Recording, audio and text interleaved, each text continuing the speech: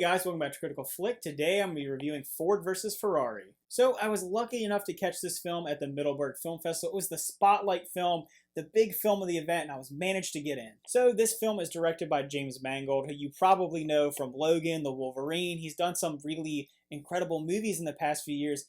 This was another good film by him. The performances by both the lead characters in this one were obviously excellent. You have Matt Damon playing Carroll Shelby. He is a former racer who is now a sports car manufacturer, obviously one of the most famous sports car designers of all time, and he really leaned into this role. And while Matt Damon was excellent, I think Christian Bale was even better, playing Ken Miles, you know, a rough around the edges racer, a guy who just lives, breathes racing and cars. He totally embodied this character. You can feel his passion in the performance and him taking over someone who just loves this lifestyle.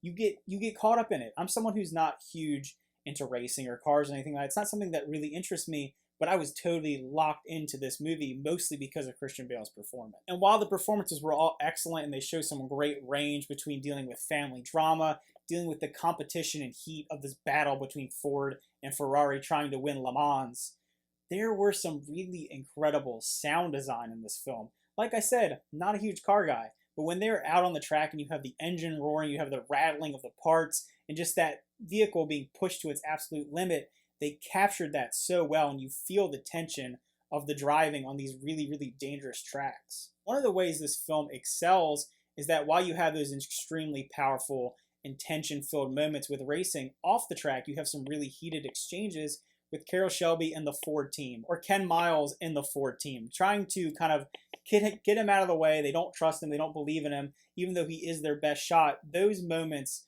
where they're fighting back and pushing back and trying to accomplish their dreams in the face of adversity, it's just so inspiring, and he seems like such an inspiring character. Obviously, I didn't know a lot about the story going into it, and as I learned about it, I'm really enthralled with the life of this man who seems like he was genuinely an incredibly impressive person. There are also some really touching moments to this film with the performances between these characters. If you know the history of this event, you kind of know what happens. And you see Carroll Shelby and his relationship with Ken Miles and how that builds, and with the events happening at the end, how much the emotion is drawn out in these characters. You're so invested in their friendship. Their friendship is something that shines through in this movie.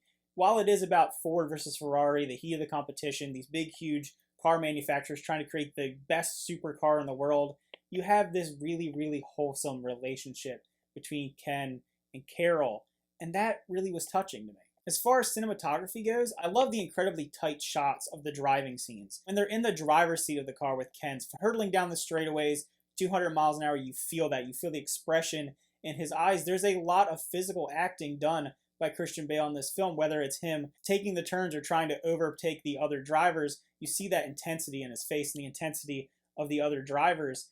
It's really well done, and the script is very sharp and witty between these characters. Christian Bale's character is actually really, really funny. Ken Miles is hilarious in this film, and having his back and forth with some of the higher-ups, the people that don't take him so seriously, or the competition, you can't help but root for him. The one thing I will say is, while they really, really do focus on Matt Damon and Christian Bale's performances, the supporting roles were really good, and I wish I would have got to see more of that.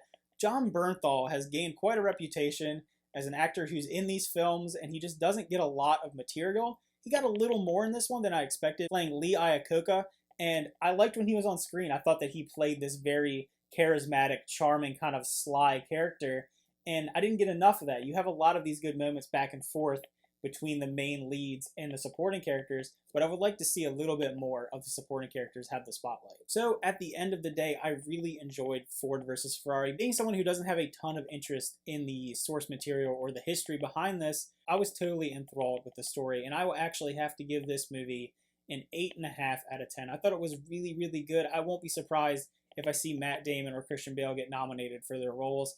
Like I said, the acting was excellent. The cinematography was excellent. I think the score was also very well done. It helps build that tension. This movie is all about building that tension during the race and then building the heartfelt moments off the track between the families and the friendships. I just think it was really well done, really well acted. Just an overall really fantastic film. All right, guys, thanks for watching. Remember to like and subscribe. And if you check out Ford versus Ferrari, how did you feel about it? Are you excited for when it comes out? How do you think it's going to fare against some of these other films coming out during award season, remember to comment down below. So thanks for watching. Remember to like and subscribe, and see you next time.